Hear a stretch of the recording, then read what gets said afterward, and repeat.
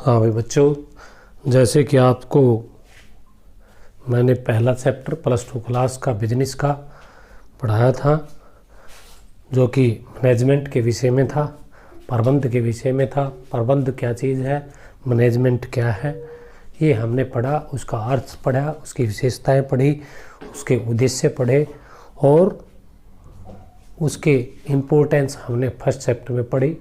उसके जितने पर्सन बनते हैं वो आप सभी ने याद कर लिए होंगे।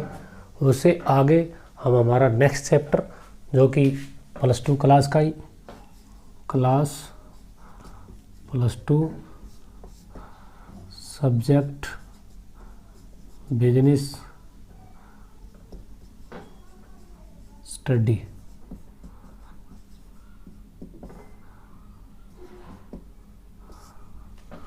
ठीक है, बिजनेस स्टडी। और chapter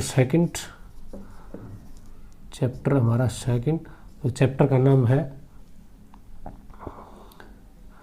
nature of management. Nature of management.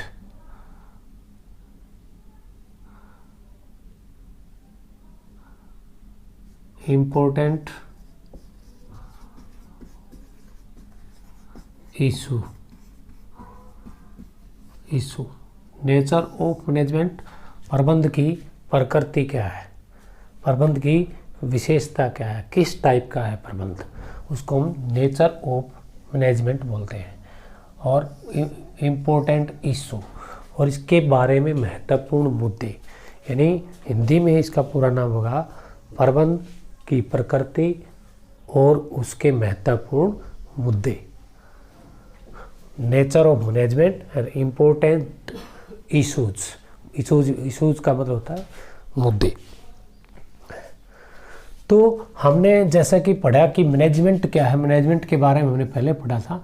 अब हम उसकी विशेषता की बात पढ़ रहे हैं, नेचर की, प्रकृति के बारे में हम पढ़ रहे हैं। प्रकृति क्या होती है?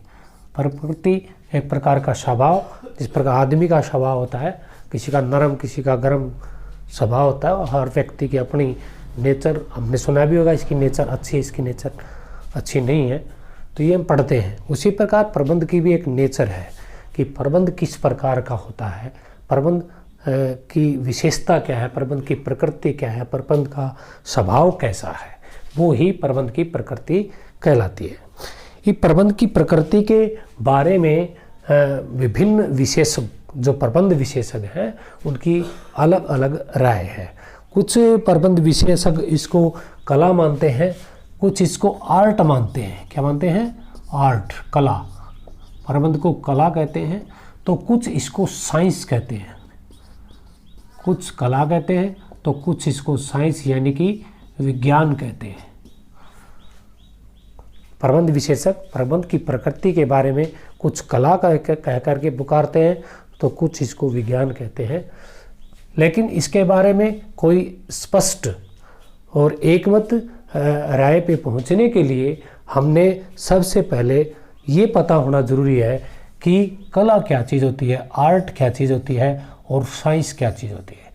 हमें यही पता नहीं है कि आर्ट क्या है, कला क्या है और विज्ञान यानी कि साइंस क्या है। इनका अर्थ अपने अच्छी प्रकार से समझना ज़रूरी है। जब ये हम अच्छी प्रकार से समझ पाएंगे तो हम बिल्कुल काफ़ी हद तक इस पॉइंट पर पहुंच जाएंगे कि प्रबंध कला है अथवा विज्ञान है। कुछ कला मानते हैं तो कुछ विज्ञान मानते हैं, लेकिन उन विशेषज्ञों की राय को और ज़्यादा स्पष्ट करने के लिए हमने कला और विज्ञान का अर्थ जानना जरूरी है। अब बात आती है कि कला क्या चीज़ है। कला एक प्रकार का काम करने का तरीका होता है, काम करने की कौशल को हम कला कहते हैं। काम को अच्छे ढंग से संपन्न कर देना ही कला है। जैसे चित्रकारी की कला है, कहते हैं ना, कोई पेंटर बहुत अच्छी पेंटिंग कर देता है तो ये उसकी कला बोली जाएगी, क्योंकि वो पेंटिंग के काम में एक्सपर्ट है, पेंटिंग के काम को बहुत अच्छी प्रकार से पूरा करता है, इसलिए उसको हम कलाकार बोलते हैं। कला को करने वाला क्या होता है? कलाकार। और उसने जो अपने प्रयत्नों से किया वो उसकी कला है। तो कला एक प्रकार से किसी काम को अच्छे रूप से, कौशल ढंग से, अच्छे ढंग से पूरा करना ही कला है। और कला को हम यहाँ पे हाउ बोलते हैं। हाउ इंग्लिश का शब्द सुना होगा आपने, हाउ माने कैसे, हाउ मीन कैसे, यानी कि कोई भी काम करना है तो वो कैसे किया जाएगा, हाउ, उसका तरीका क्या होगा, उसकी विधि क्या होगी, उसकी प्रोसेस क्या होगी। तो कला के अंदर हाउ शब्द का आंसर मिलता है हमें। हाउ शब्द कि कोई काम कैसे पूरा होता है, हाउ शब्द का अर्थ होता है कैसे, यानी कोई भी प्रबंध का कार्य होता है, उस कार्य को हम किस विधि से, किस प्रणाली से, किस तरीके से हम पूरा करते हैं, वो कला कहलाती है। यानी कि उसको हम कैसे का आंसर कह सकते हैं। इसी प्रकार विज्ञान क्या है? विज्ञान होता है किसी कार्य का क्रमबद्ध तरीके से, किसी कार्य को क्रमबद्ध तरीके से और सिस्टमेटिक तरीके से पूरा करना। क्रमबद्ध तरीका यानी पहले एक स्टेप पूरा किया, फिर उसके बाद दूसरा स्टेप पूरा किया, फिर तीसरा स्टेप, और आखिर में धीरे धीरे करके सारे स्टेप पूरे हो जाते हैं। किसी कार्य को सुव्यवस्थित तरीके से, क्रमबद्ध तरीके से पूरा करना क्या होता है? विज्ञान। उसको हम विज्ञान कहते हैं। विज्ञान में वाई शब्द होता है, जैसे कला में हाउ शब्द होता है, इस प्रकार विज्ञान में वाई शब्द का इस्तेमाल, वाई काम होता है क्यों। भाई कोई भी काम, ये काम क्यों हुआ।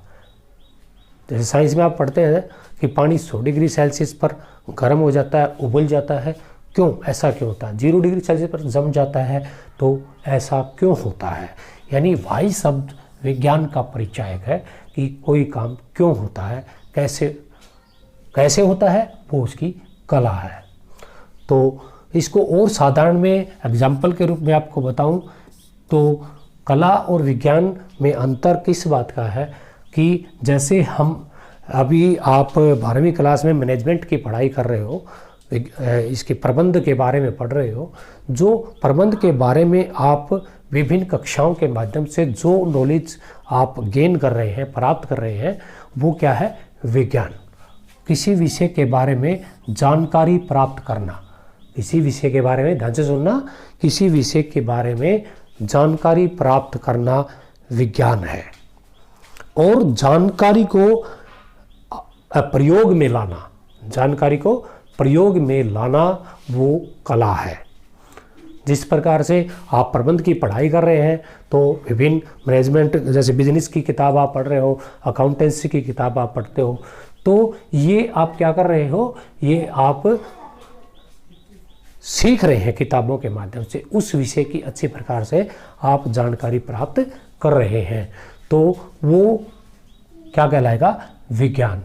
और जब आप ये किताबी नॉलेज प्राप्त करके जब आप विभिन्न कंपनियों में जाकर के स्थापित होते हैं, विभिन्न पदों पे मैनेजर के रूप में या टॉप मैनेजमेंट के रूप में आप कार्यरत होते हैं, काम करते हैं, तो उसको हम कला कहते हैं। क्योंकि प्रबंध का जो नॉलेज आपने स्कूल कॉलेज में पढ़ा, किताबों के माध्यम से सीखा, उसको प्रयोग में हम कहाँ लेके आए? उस संस्था में जहाँ हमारी अपॉइंटमेंट हुई है, जहाँ हमें नौकरी मिली है, वहाँ हम उसको अप्लाई करते हैं, तो वो क्या कहलाएगा? आपकी कला कहेगी। तो विज्ञान किसी चीज़ के बारे में जानकारी प्राप्त करना, और कला उस जानकारी को वास्तविक रूप में, व्यवहारिक रूप में प्रयोग में लाना कला कहलाता है। तो इसके बारे में आपने काफ़ी समझ गए होंगे। लेकिन हमने बात करी थी कि प्रबंध कला है या साइंस है, तो हम सबसे पहले बात करते हैं कि साइंस, प्रबंध साइंस यदि इसको माने तो क्या साइंस की विशेषता प्रबंध के अंदर निहित है? क्या साइंस जैसी विशेषता प्रबंध में पाई जाती है? यदि साइंस की जो विशेषताएं हैं, साइंस के जो सिद्धांत हैं, साइंस के जो नियम हैं, उसी प्रकार के नियम यदि प्रबंध के भी पाए जाते हैं तो प्रबंध को हम विज्ञान कह सकते हैं। ठीक है, क्योंकि साइंस की जो विशेषता हमें पता लगी, क्या वो सारी विशेषताएं प्रबंध के ऊपर हम अप्लाई करके देखेंगे तो हम जान पाएंगे कि प्रबंध विज्ञान है या नहीं है। ठीक है, तो साइंस की जानकारी लेना ज़रूरी है। सबसे पहले साइंस के नियम सिद्धांत क्या होता है, साइंस होती क्या है, साइंस में कौन कौन सी बातें मुख्य रूप से पाई जाती हैं, इसके बारे में विभिन्न एक्सपर्ट ने विभिन्न परिभाषाएं दी हैं जो आपकी बुक में अवेलेबल है। आपकी सुविधा के हिसाब से आपने जो अच्छी लगती है डेफिनेशन, वो आप उसमें से 3-4 परिभाषाओं में से याद वहाँ से कर सकते हो।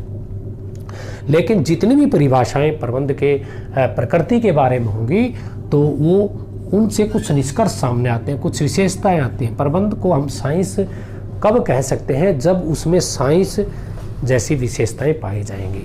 और प्रबंध की जितनी भी परिभाषाएं हमारे किताब में दी होंगी, उन सभी परिभाषाओं में कुछ विशेषता आपकी कॉमन मिलेंगी। कॉमन विशेषताएं क्या क्या होंगी वो मैं आपको बारी बारी से बता रहा हूँ। एक तो व्यवहारिक ज्ञान समूह होगा,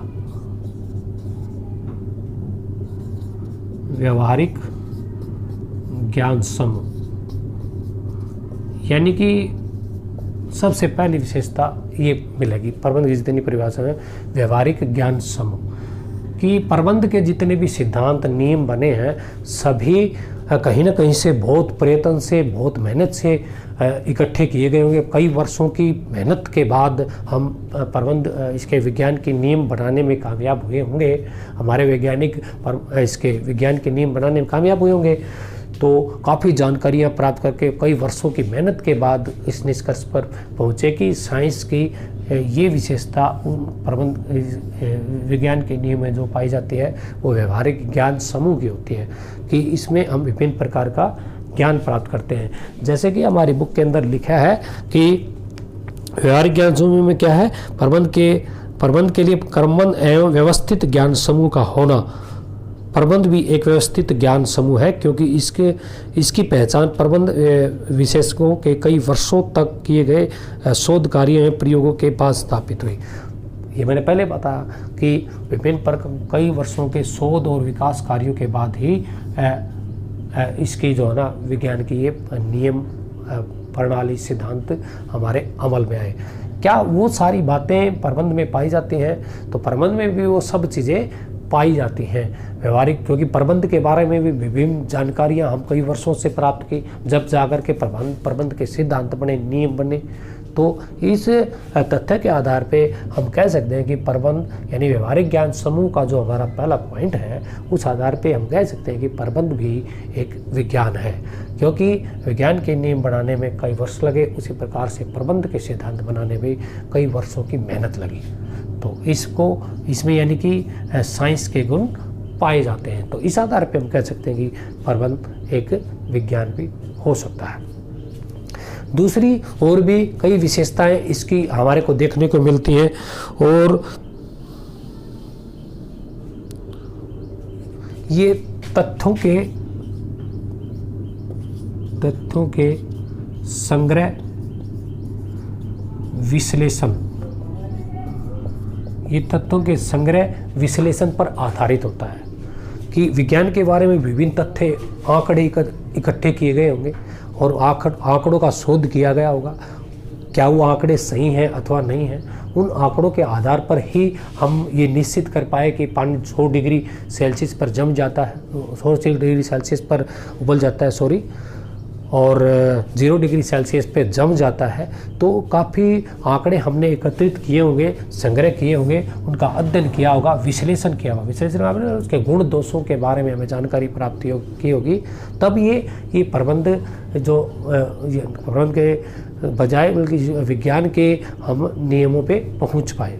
उसी प्रकार हमारे प्रबंध में भी जो है ना विभिन्न तथ्य एकत्रित किए गए, आंकड़े एकत्रित किए गए, उन आंकड़ों का अध्ययन किया गया और आंकड़ों के अध्ययन के बाद निष्कर्ष निकला।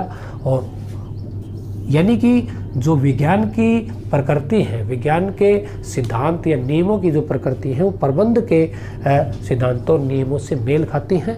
इसलिए इसको हम तथ्यों के संग्रह और विश्लेषण के आधार पे हम कह सकते हैं कि प्रबंध भी विज्ञान है। और भी इसकी बहुत सारी विशेषताएं हो सकती हैं। इसमें प्रबंध की जो परिभाषा है और कौन कौन सी हो सकती है, सार्वभौमिक, ये सार्वभौमिक है, यानी जिस प्रकार हमारे जो इसके नियम हैं, हमारे विज्ञान के जो नियम हैं वो सत्य पर आधारित होते हैं, वो हर जगह हर परिस्थिति में लागू होते हैं। ठीक है, पानी 0 डिग्री सेल्सियस पे जमेगा 100 डिग्री सेल्सियस पे उबलेगा, चाहे कोई भी परिस्थिति हो, चाहे कोई भी देश हो, आकाश पाताल कहीं भी हो, वो ये सार्वभौमिक है, ये बिल्कुल सत्य है। ये ऐसा विज्ञान के नियम के कारण पक्का होगा, ये सार्वभौमिक सत्य है। उसी प्रकार जिस प्रकार विज्ञान के नियम सत्य हैं, उसी प्रकार प्रबंध के जो नियम बनाए गए, प्रबंध के नियमों में जैसे कार्य विभाजन का सिद्धांत बनाया। कार्य विभाजन सिद्धांत ये प्रबंध का एक सिद्धांत है। यह आदेश की एकता ये प्रबंध के सिद्धांत, और काफ़ी सिद्धांत 14 सिद्धांत हेनरी फ्योल ने दिए थे इसके विषय में, बहुत सारे सिद्धांत हैं। उन सब का भी हम देखते हैं कि वो भी सार्वभौमिक पाए जाते हैं। सार्वभौमिक का मतलब वो हर जगह लागू होते हैं।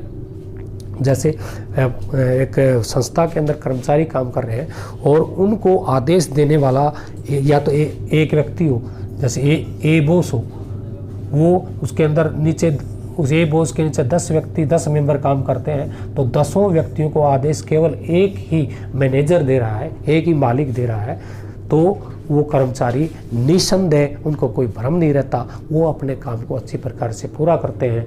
उत्पादन जितना संस्था के टारगेट होते हैं उनको पूरा करते हैं, क्योंकि आदेश उनको केवल और केवल एक व्यक्ति से प्राप्त हो रहा है। तो कोई संदेह नहीं होने के कारण वो अपने काम को पूरा करते हैं, और वो अपने काम को पूरा करते हैं तो विक्रय हम करने में हम कामयाब होते हैं और इसे संस्था के उद्देश्य से प्राप्त होते हैं। इसकी बजाय यदि उन 10 व्यक्तियों को आदेश देने वाले 2 बॉस हों, ए और बी, यानी आदेश की एकता सिद्धांत की यदि अवहेलना कर दी जाए, यानी आदेश इन 10 व्यक्तियों को देने वाले एक की बजाय 2 व्यक्ति हो जाएं, तो फिर ये असमंजस्य न होंगे कि ए के आदेश को माना जाए या बी के आदेश को, तो वो काम को अच्छी प्रकार से पूरा नहीं कर पाएंगे। यानी उत्पादन नहीं होगा तो विक्रय किस चीज़ का करोगे, और विक्रय नहीं हुआ तो संस्था लाभ नहीं कमा पाएगी। तो ये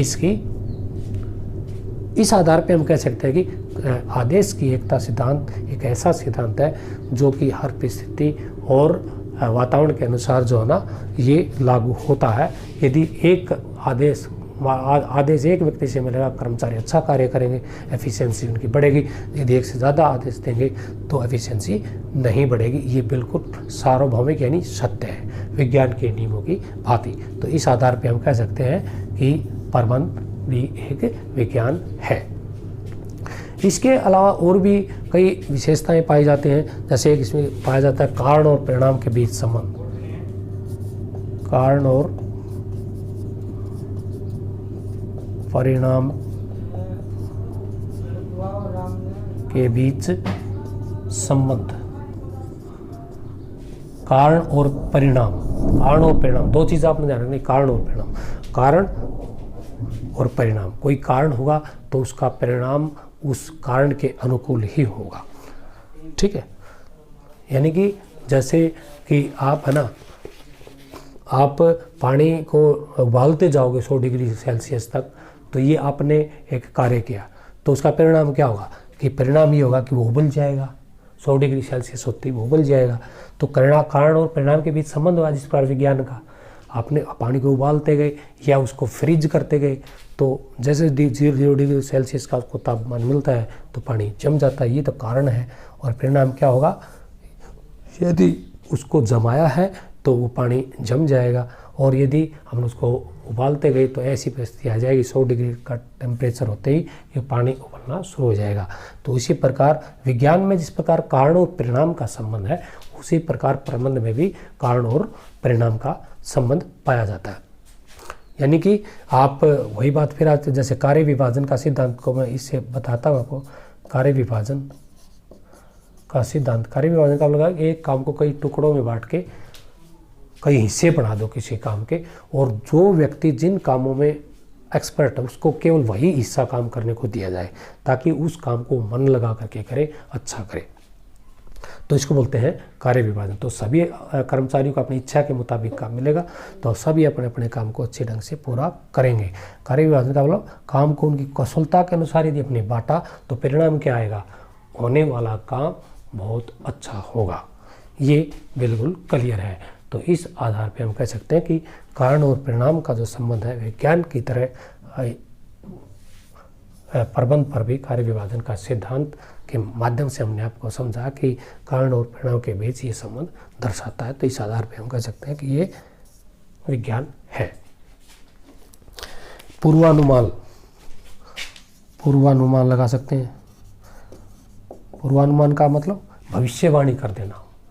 जैसे हम भविष्यवाणी कर सकते हैं, बार बार मैं ये एक एग्जाम्पल दे रहा हूँ कि हम यदि पानी को गर्म करेंगे तो भविष्यवाणी कर सकते हैं कि पानी उबल जाएगा। ये हम भविष्य के बारे में बिल्कुल कह सकते हैं विज्ञान के नियमों के कारण। तो इसी प्रकार यदि कार्य को बांट करके दिया जाएगा या कार्य को बांट करके हम अपने कर्मचारियों को, अपने अधीनस्थों को देंगे तो ये भविष्यवाणी की जा सकती है कि होने वाला काम अच्छा होगा।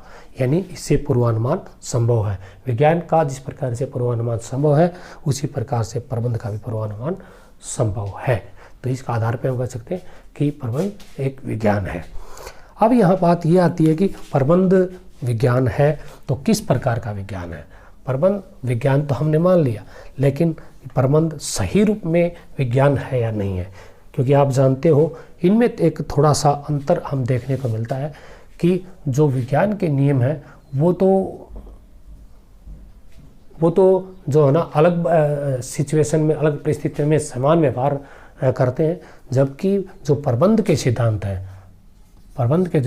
हैं वो जो है ना उनका संबंध किससे है, मैन से, मनुष्यों से संबंध है, आदमी से संबंध होता है और आदमी के ऊपर समय और परिस्थितियों का असर पड़ता है, उसके व्यवहार चेंज हो जाता है। जबकि विज्ञान के जो नियम है उस पर परिस्थिति का प्रभाव बहुत कम पड़ता है, मौसम का प्रभाव बहुत कम पड़ता है, तो वो बिल्कुल स्थायी रूप से लागू होते हैं। लेकिन प्रबंध के जो सिद्धांत जितने भी बनाए गए ट्रिप्योल ने, विभिन्न प्रबंध विशेषज्ञों ने, क्योंकि वो मनुष्य के ऊपर लागू होते हैं इसलिए विज्ञान के नियमों की भांति पूर्ण रूप से लागू नहीं होते तो हैं विज्ञान की तरह से, लेकिन पूर्ण रूप से नहीं। तो इसको हमारा भौतिक फिजिक्स या केमिस्ट्री के जो नियम होते हैं, फिजिक्स और केमिस्ट्री, रसायन, भौतिक और रसायन शास्त्र के जैसे नियम हैं, वो सिद्धांत हैं, उस प्रकार के नहीं हैं इसके।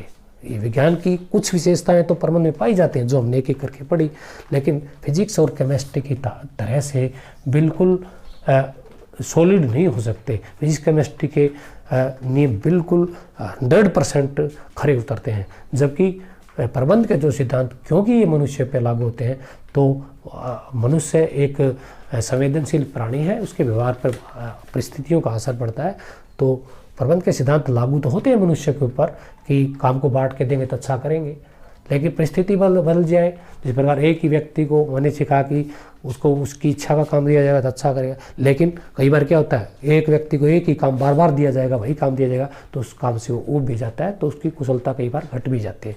तो परिस्थिति के अनुसार उसमें परिवर्तन होते हैं, जबकि फिजिक्स केमिस्ट्री यानी कि जो कि साइंस के पार्ट्स हैं वो कभी बदलते नहीं हैं, वो सेम रहते हैं। तो फिजिक्स केमिस्ट्री की तरह इसको विज्ञान नहीं कह सकते, लेकिन इसको विज्ञान कह सकते हैं। पूर्ण रूपेण यानी कि इसको हम पूर्ण रूपेण विज्ञान नहीं कह सकते, पूर्ण रूपेण विज्ञान नहीं कह सकते, पूर्ण रूपेण विज्ञान नहीं कह सकते। इसको हम केवल व्यवहारिक विज्ञान कह सकते हैं।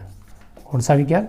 व्यवहारिक विज्ञान कह सकते हैं। पूर्ण रूपेण विज्ञान इसलिए नहीं कह सकते क्योंकि फिजिक्स केमिस्ट्री की तरफ बिल्कुल 100% लागू नहीं होते, क्योंकि इसका संबंध मनुष्य से है। व्यवहारिक विज्ञान इसको कह सकते हैं, अप्लाइड साइंस इसको कह सकते हैं, अप्लाइड साइंस कह सकते हैं इसको। परफेक्ट साइंस नहीं कह सकते इसको, परफेक्ट साइंस नहीं बोल सकते हम इसको। पूर्ण रूपेण विज्ञान नहीं कह सकते, बल्कि इसको व्यवहारिक विज्ञान हम कह सकते हैं। कुछ प्रबंध विशेषज्ञों ने तो इसको एक सॉफ्ट विज्ञान भी कहा है, सॉफ्ट साइंस, सॉफ्ट विज्ञान। अर्नेस्ट ने इसको सॉफ्ट विज्ञान भी कहा है, सरल विज्ञान की संज्ञा भी दी है। तो आज मैंने आपको बताया कि प्रबंध क्या है, प्रबंध की प्रकृति क्या है, प्रबंध की प्रकृति के बारे में अलग अलग विशेषज्ञों की अलग अलग राय थी, कुछ विज्ञान मानते थे, कुछ कला मानते थे इसको। तो आज हमने इसमें ये सीखा कि कला क्या चीज़ होती है, विज्ञान क्या चीज़ होती है, क्या विज्ञान के नियम प्रबंध के ऊपर लागू हो सकते हैं, विज्ञान जैसी विशेषता क्या प्रबंध में पाई जाती हैं। तो हमने देखा वो कुछ विशेषता पाई जाती है, उस कारण उससे उसको विज्ञान कह सकते हैं। लेकिन फिजिक्स केमिस्ट्री की तरह से बिल्कुल सॉलिड रूप से ऐसा नहीं कहा जाता, इसलिए इसको पूर्ण रूप में विज्ञान की बजाय व्यवहारिक विज्ञान कहना ज़्यादा उचित होगा। तो आज बच्चों आपने इतना ही पढ़ना है, प्रबंध की प्रकृति से क्या समझते हैं, उसकी विशेषताएं क्या है, उसकी परिभाषाएं जो आपके यहाँ बताई गई है, और उन विभिन्न परिभाषाओं के आधार पर विज्ञान की कौन सी विशेषता इस प्रबंध में पाई जाती हैं, तो ये आपने समझना है। इसके प्रश्न आपने याद करने हैं, और इस विषय से संबंधित आपको कोई दिक्कत है तो आप मेरे से कांटेक्ट कर सकते हो। अगली वीडियो में हम उसको समझाएंगे। थैंक यू, धन्यवाद।